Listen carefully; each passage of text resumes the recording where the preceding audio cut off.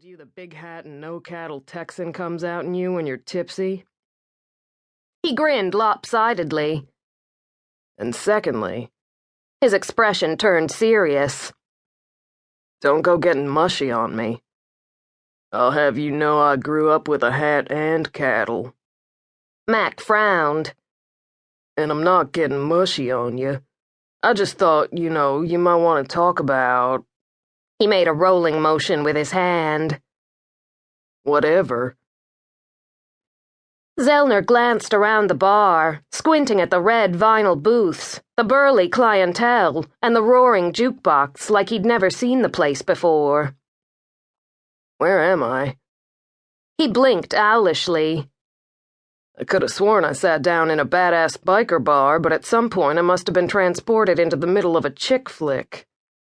When he turned back, Mac made sure his expression was bland. Okay. Zellner rolled his eyes. So let's talk. Let's delve into the depths of my emotions, of how I'm feeling. Then, after we're done doing that... He batted his lashes like he was trying out for a Revlon commercial or something. We can ask the bartender to exchange our scotch for herbal tea and go find some indigo girls on the jukebox. Mac snorted. His nose filled with the smells of stale beer, crushed peanut shells, and cowhide from the overabundance of leather being sported around the place. Except for the peanut shells, the scents reminded him of home, of the Lazy M ranch where he'd been born and raised. All hat and no cattle, my ass. All right, shitheel, he grumbled. So maybe you're not too keen on hashing out what's jerked a knot in your tail tonight. Zellner's wide grin returned, and Mac realized with that last turn of phrase he'd proved the guy's point about the Texan coming out in him after he'd had a few. But he couldn't help it. Nor, come to think of it, would he want to. Because like most Texans, he was good and goddamn proud to say he hailed from the Lone Star State. Yee-haw, and pray the creek don't rise. But I just gotta know. This doesn't have anything to do with Agent Winterfield, does it? Luke Winterfield was a rogue CIA agent who'd leaked information about the number and location of the U.S. government's black sites to the press. Some called Winterfield a whistleblower. Matt called him a traitor. And just this morning, splashed across the headlines, was news that the bastard had found a country to grant him asylum.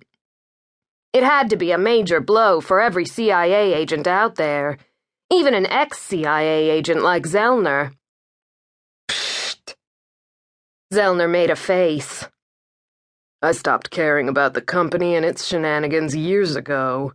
As for Winterfield, I never met the asshole. Zellner frowned and rolled in his lips before trying again. Asshole. Then what on God's green earth is tonight all about? Mac demanded. Because I gotta be honest, this whole sitting here in silence while we drink ourselves good-looking thing has just about run its course with me. Zellner tipped his glass of scotch toward the opposite end of the bar. I don't want to talk about it, he said. Actually, I don't want to talk about anything other than that brunette over there, and the fact that she's been eyeing the two of us like we're tall drinks of water and she's been lost in the desert for days. Mac glanced down the polished length of mahogany and, sure enough, there was a bird in a tight top and buttery soft biker jacket sitting near the end. She looked like she might have stepped off the cover of a motorcycle magazine, having that whole sexy without being overly pretty thing going.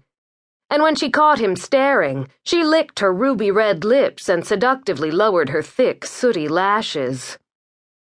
Can you say invitation, ladies and gents? Even in his scotch-addled state, Mac recognized the blatant come-and-get-me, big boy look in her eyes.